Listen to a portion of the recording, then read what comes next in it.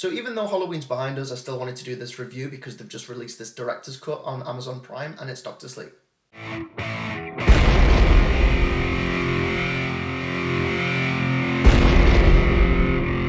Same as before, guys, if you already haven't, please like and subscribe to the channel. I'm also on Twitter and TikTok, so if you're on any of those platforms, please hit me up. You know, I'm so glad that they released a director's cut of this movie because I really enjoyed it. Thinking more about it now, I love it more than the first time I watched it, and I just found it so underrated. Like, I don't think it got enough credit in the critiques, but I loved it. I watched the director's cut, and it's a 3 hour long film, essentially. I mean, I think the normal film is like 2.5, so I'm not exactly sure what they've added to make it 3 hours, but I watched it and I just loved it. I think it's such a great film. I mean, I love The Shining. It's probably one of my favourite movies of all time. It's probably my favourite Stephen King book of all time. I mean, that is debatable, but it's definitely my favourite movie. But I really, really enjoyed it. So essentially, this film is a continuation of what happened after The Shining. As a child, he's found out a way to stop his shine altogether because he knows it puts him in danger. So we see basically what he's like now. He's a drunk, he's a drug addict, and he wants to get sober. But that's not the full story. That'd be very boring. But anyway, you've got these group of people and they call themselves the True Knots.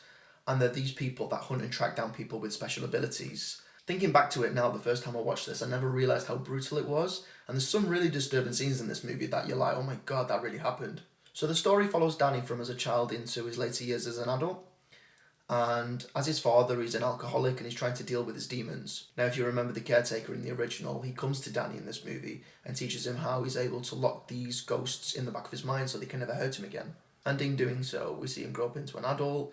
He's suffering with alcoholism, drugs, and he's trying to get himself on the straight and narrow. Now, with the True Knot, there's a woman that kind of controls that group, and her name's Rosie the Hat. And she can sense magic. You know, she can sense when these children are using their powers. And because Danny's locked away his shine, he's kind of off their radar. And the fact that he's been drinking, he's been doing drugs, he's kind of polluted his steam, and that's what they require so they can live forever. So they've not really been able to sense him because of that. He's able to obviously grow up and kind of get on with his life and sort himself out. But obviously children aren't so lucky because a lot of these young kids, they don't even know they have the shine, and it's the True Knot's purpose to find these children and eliminate them. The reason that they do this is because the True Knot are immortal and they need the essence to these children so they can actually live forever. And they go from town to town trying to hunt these children down, and that's basically what they need to do. And now you have this little girl called Abra, and she can sense the True Knot, she can sense what they do, and she can see pictures of what they're actually doing to these kids. And in her own way, she kind of tracks them down. Now, it's quite interesting how powerful she becomes in this movie, and the fact that she just seems so adult. Like, she's this little girl, and she just seems so adult with all the situations that go on in this movie, and that's something I really enjoyed watching. I mean, she's a brilliant child actor. I think she was like 14. Her name's, I think it's Kyliegh Curran, I think it is. Kyliegh Curran. Forgive me if I got the name wrong. But no, I think she was brilliant in this movie. Literally well done. I think she'll really go far in future. I mean, there's a lot of really good acting in this movie. I mean, Rebecca Ferguson, I think she plays an amazing part in this film as Rosie the Hat. I just love the whole vibe that she gives. I love her dress sense, if anything, like with the hat and the whole kind of, I don't know, they kind of look like hippies to me, like really dark hippies, but I don't know, I think she's such a cool character and I just love her. Ewan McGregor, I think he's done an amazing job in this, and he's never really faltered in any of his roles. I mean, if you think about him in The Impossible, Star Wars, he's a brilliant actor. You can't go wrong. So Abra, she's kind of known Danny for years. She always kind of thought he was some sort of kind of ghost because they were able to communicate on, like, writing on the walls of his bedroom, and then having realised that, she finds out that he's actually real.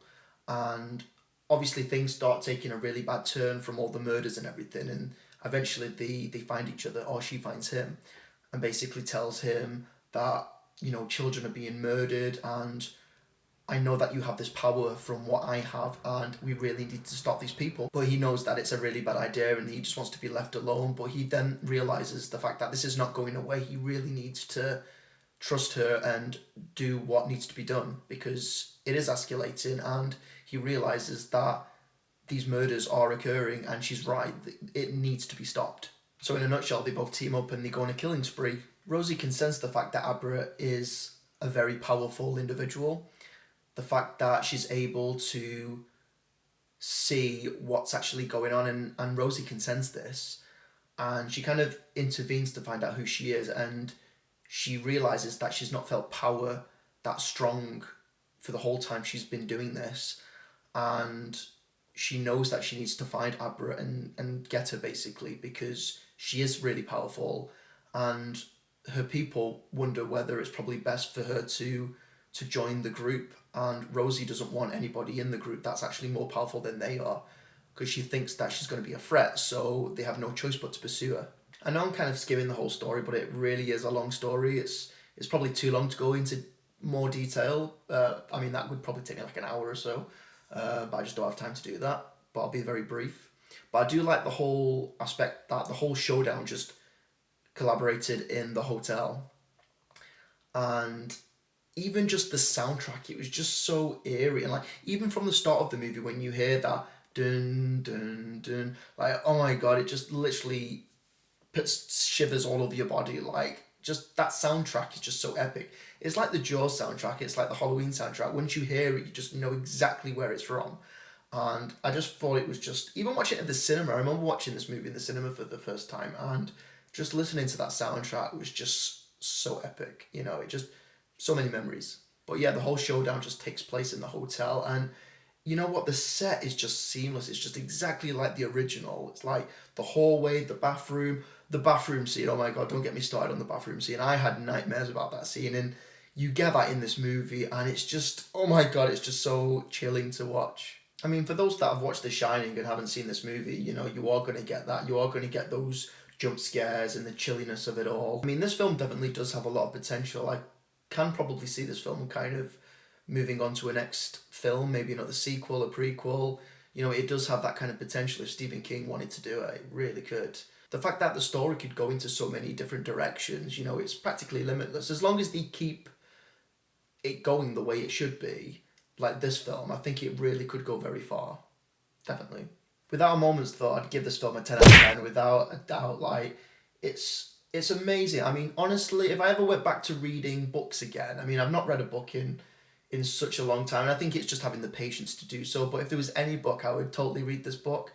If not The Shining, honestly, I really would. Definitely give this film a 10 out of 10 without a doubt. Guys, if you have the time to watch the director's cut, it's 3 hours, it's on Amazon Prime.